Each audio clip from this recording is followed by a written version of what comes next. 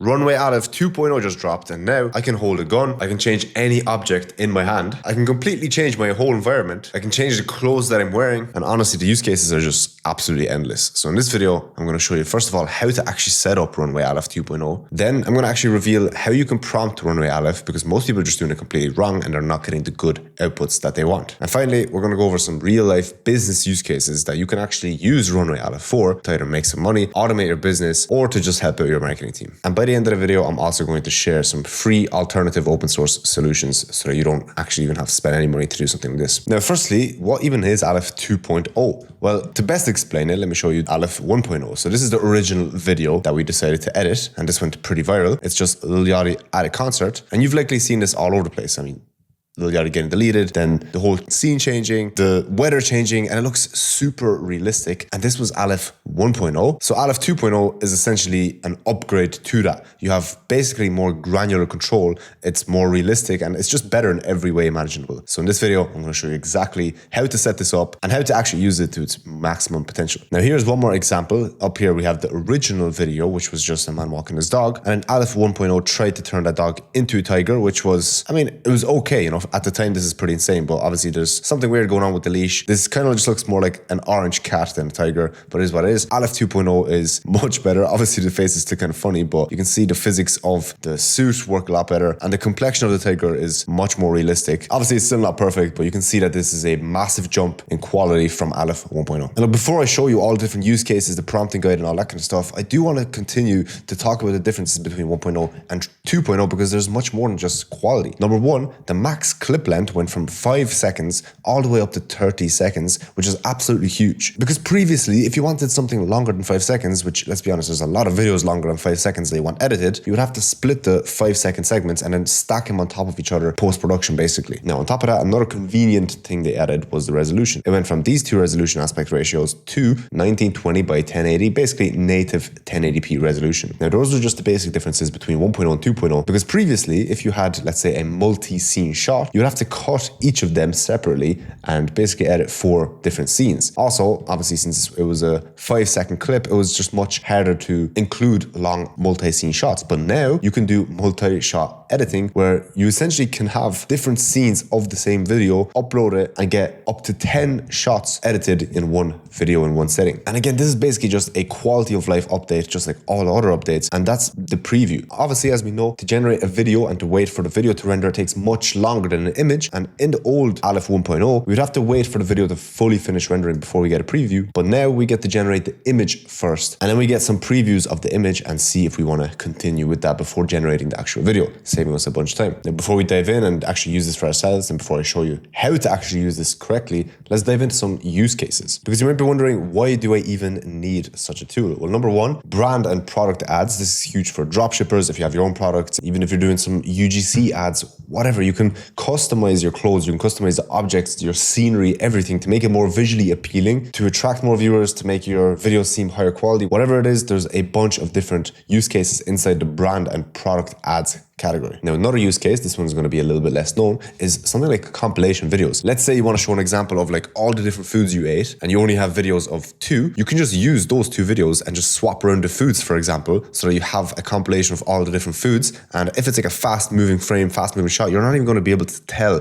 that it's AI, and you're still going to get your video across, showcasing that, yeah, you did eat all these foods. And again, especially if you're a video editor, if you're uploading YouTube videos, all this kind of stuff, you will want to use tools like this to enhance your visuals, because a lot of editors are closed-minded. For example, if this was a video on the foods I ate when I traveled to Japan, some editors would probably just pop up icons of all the different foods here. But if you're a bit more creative, if you actually have tools like Runway Aleph, you're going to visually showcase this. You're going to use one B-roll clip of whether it's you or your client, and you're just going to swap around the foods during that video. That's what I do anyway. Next up is video styles. This one's huge because this is something I always do inside of Midjourney, but obviously with images. You can see here I always use an image style, and my prompt prompts are extremely basic because the style kind of just carries the prompt. And some of these images are absolutely insane, but the same will apply for video styles. Sometimes the style will work better as a cartoon or as a realistic style or as a 3D animation. You really never know. But now with Runway Aleph, you can change the style to see which one suits this video the best. Now, another use case is actual video effects. I mean, this is literally crazy. These are jobs that people have been doing for so many years that are now actually getting replaced. Video effects, VFX, whatever you want to call it, a car explosion in the background. This used to be only possible if you either had a lot of experience in Blender, After Effects, and all those different softwares, or if you have a real life car prop that you can blow up. But you can see here, it's not just adding fire to the location you want fire, it's also casting a light onto the grass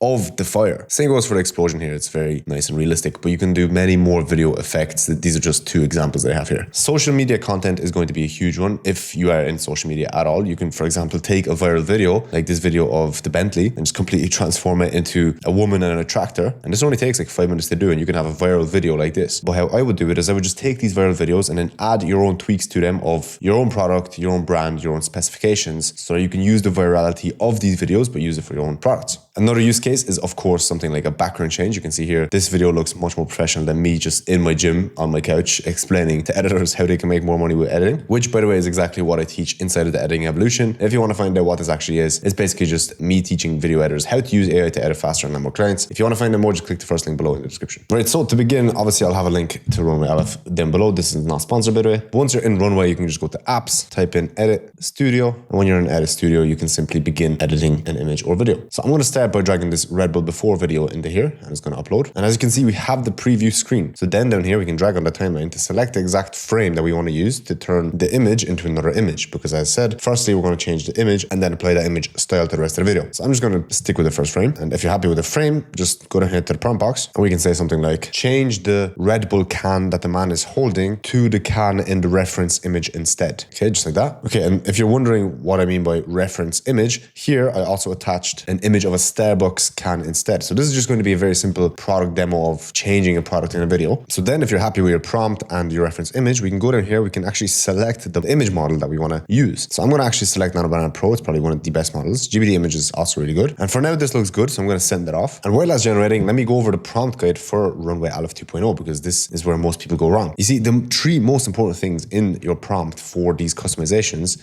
is including a verb, a target, and a change. So these are the three pieces in order. And for the verbs, here are the 6 best verbs that you can start with. So this is obviously the starting verb that you always want to have. Since it's likely, changing, adding, removing, a lot of them are add, remove, change. As you can see, I used the change one. Also, our video is ready up here, so I'll check that in a second. But you can also do replace, restyle, and relight. Here is the difference of good prompts versus bad prompts. So a good prompt would be remove the red car. Very specific in what you actually want to accomplish. And again, these prompts don't need to be super long. That's my whole point. You do not need 60 different words to tell the AI to remove a car. You can just simply do a 4-word sentence. But don't do stuff like make it look better, a man walks the sunset. This is pointless. I mean, I hope you know this by now, but just don't do like these kind of vague prompts that don't go anywhere. You're not going to see good results with that. The biggest mistake in general I see when people prompt is they don't think of AI as human almost. So they think of it as this super intelligent entity which just understands what you're thinking, and they don't prompt it correctly enough. My biggest tip is just prompt the AI as if you were prompting another human and trying to explain to him and give him all the context on what it is that you want. This is very apparent when people start using Super Whisper. This is the tool I use for voice transcriptions. They turn it on and they just say, so what is,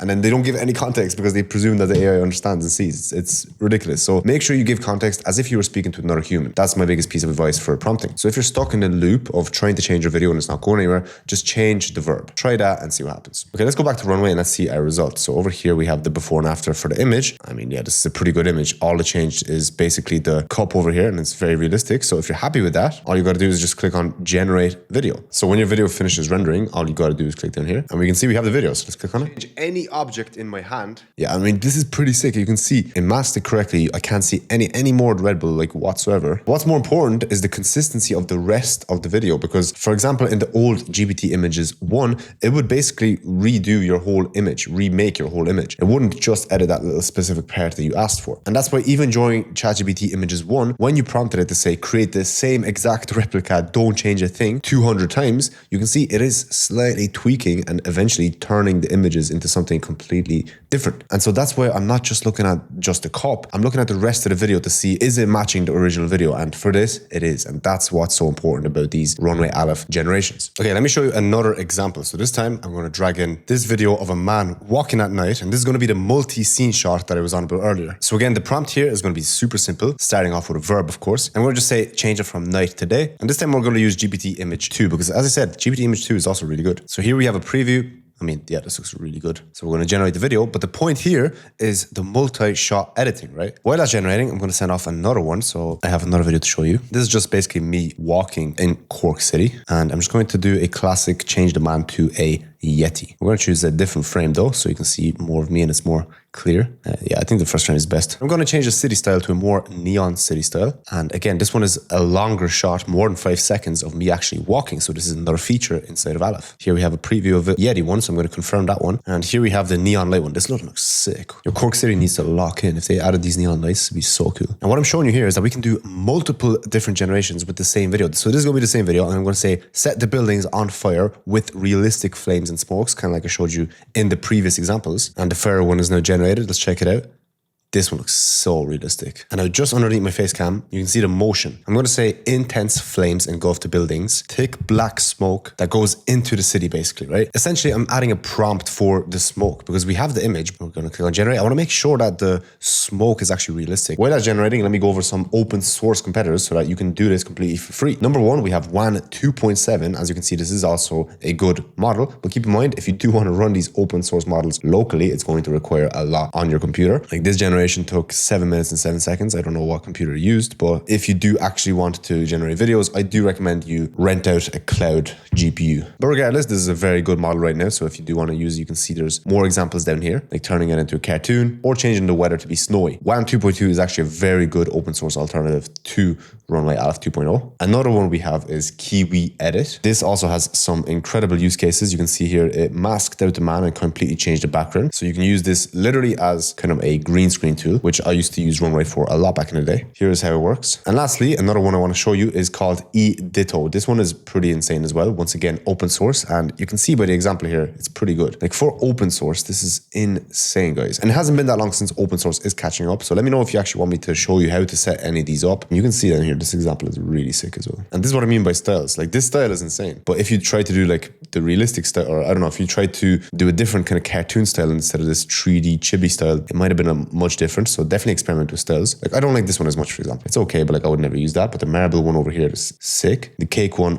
I'm not that much of a fan of, but it's actually still really good. And yeah, this church one over here is really cool. And once again, you can also do small tweaks like adding a lamppost in the background, just like in Runway Aleph. So yeah, you can experiment with this. There's a bunch of different examples that you can see here. Again, I'm not sponsored by any of these tools. I just want to show you some open source alternatives as well. Okay, anyway, we have our generation now. So this is the multi-shot scene. As you can see, it turned it from night to day. This one's probably going to be my least favorite, but yeah, it is pretty sick. It kind of looks like Epstein. Nice, so it's looking around, multi-shot. Everything here turned to daytime. It wasn't just the first scene. Everything turned to daytime. And even though we only still chose one frame, so we only chose one frame to choose it from night to day, it went onto the other scenes and it done the same exact style reference of the daytime so that it actually feels like the same day. Because there's still a lot of different weather types in a single day. You can have a little bit of a cloudy day, you can have a super sunny day, you can have a rainy day. In the nighttime clip, you can see the road was already wet. But then you can see there's consistency because in the close-up shot of his shoes, the floor is also wet with a puddle. This multi-scene changing is actually extremely good in Runway Aleph. But let's check out the other clips. Okay, here's the clip of me walking, turned into a Yeti, and also the backpack is still on me. So this is pretty cool. This is so realistic. This is actually insane. Yeah, this is super, super cool. So basically a Yeti. It looks more like me in a Yeti costume rather than turned into a Yeti, but that's fine. Let's check out the neon style one. Yeah, this looks so cool. Quality's a little bit meshy sometimes. The lights are sick though. Here, kind of, it's really bland here, but it's fine. The background is super, super cool. The first frame was the best. Let's check out the fire one now. Yeah, this one is probably my favorite. This one is so realistic. The ones on the left are pretty bad, but the building that's close up. This is pretty cool. But anyway, there you have it. That was the video. And as you already seen, it's very good at changing products, changing specific things about your video. So if you have a video with motion, with people, changing that video is really good. By the way, if you did make it this far, make sure you subscribe to the channel because 90% of you guys are not subscribed to the channel and it helps out much more than you think. So just scroll down below and click that subscribe button. And also, if you do want to see an AI agent that does basically everything from reviewing its own outputs, creating its prompts, generating and stitching together images, and a bunch more stuff, then I highly suggest that you check out the video that's on screen right now, and I'll see you there.